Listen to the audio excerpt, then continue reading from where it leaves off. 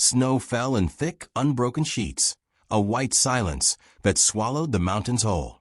The cabin stood half-buried beneath drifts, its lantern burning like a single ember against the dark. Inside, the fire hissed low, waiting for its keeper. Outside, boots creaked on the frozen porch as Silas Boone drew his coat tighter, breath rising in clouds, eyes narrowed against the storm. He had lived through many winters alone, but that night was different.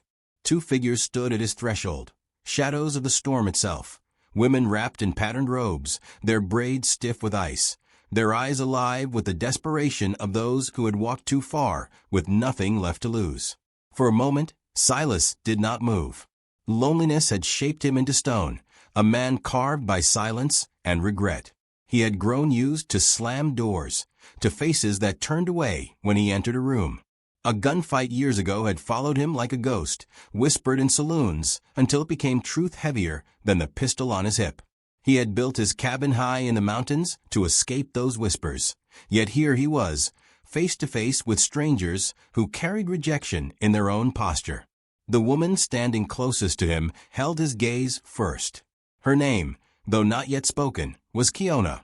A robe of deep forest green clung to her shoulders, its turquoise and cream borders catching the lantern light like frozen rivers.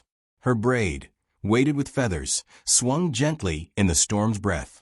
She did not speak, but her eyes, dark and steady, slowed the beating of his heart. Behind her stood another, Oneida, sharper in stance, her robe a warm terracotta patterned with turquoise lines. Oneida's chin was lifted in defiance, though her eyes betrayed exhaustion. Together, they were an image torn from some older story. Two women against a storm, standing at the door of a man who had forgotten what it meant to open it. Silas cleared his throat, voice rough with disuse. "Storm's no place for strays," he said, his words harsher than he intended. The women did not flinch. Oneida answered, her voice low, trembling with pride. "We ask only for warmth, nothing more." Her words were a shield, drawn to hide need. Something shifted in Silas, then a fracture in the wall he had built around himself. He stepped back from the threshold, gesturing them inside with a stiff motion. The storm roared as they crossed into the cabin, and then the door shut, leaving only the hiss of fire and the heavy breath of three souls unsure of one another. They stood awkwardly at first, their garments dripping meltwater onto the wooden floor. Silas busied himself with the fire, piling wood until sparks leapt. The flames licked upward, spilling warmth into the room, throwing shadows that danced along the walls. He laid bread and dried venison on the table, simple offerings. The women sat, hands poised with dignity even as hunger hollowed their faces. They ate slowly, measured, as if each bite was borrowed. Silas found his gaze drawn again to Kiona.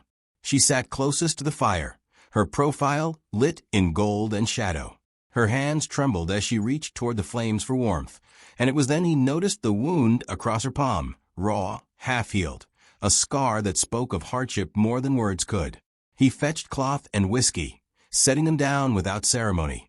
For a heartbeat, she did not move, her eyes lifting to his with quiet surprise. When he reached for her hand, he did so carefully, as though afraid the simple act of tending might break her. She let him wrap the cloth, his rough fingers brushing against her skin, and in that fleeting touch something unspoken passed between them. Oneida watched from across the room, her eyes sharp, protective. Her silence was heavier than words. She saw the way Kiona's gaze lingered, and she saw too the way Silas looked back, unsettled, almost unwilling to admit what stirred inside him. The fire burned brighter, crackling in protest against the storm. Outside, wolves howled, their cries carrying through the snow-drowned pines. Inside, three strangers shared fragile warmth, the air thick with tension neither hostile nor welcoming, suspended between rejection and belonging.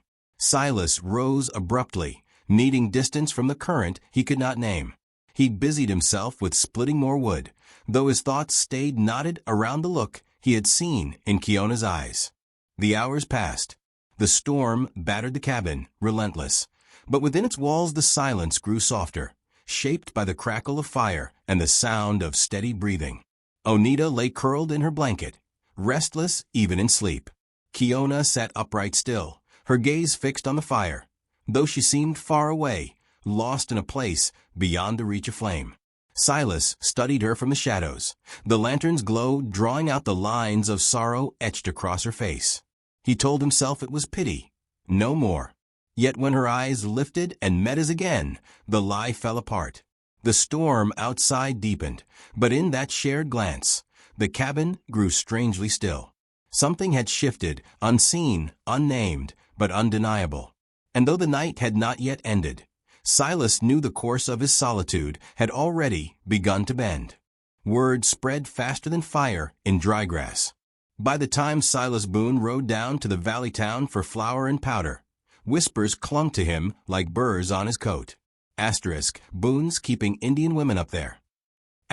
Old men spat tobacco into the snow, their eyes cutting like knives. Younger voices sneered, coward, fool, sinner.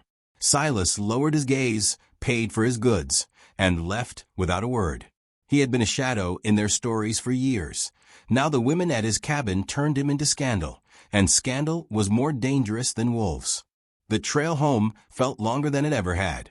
Each crunch of his boots echoed with doubt.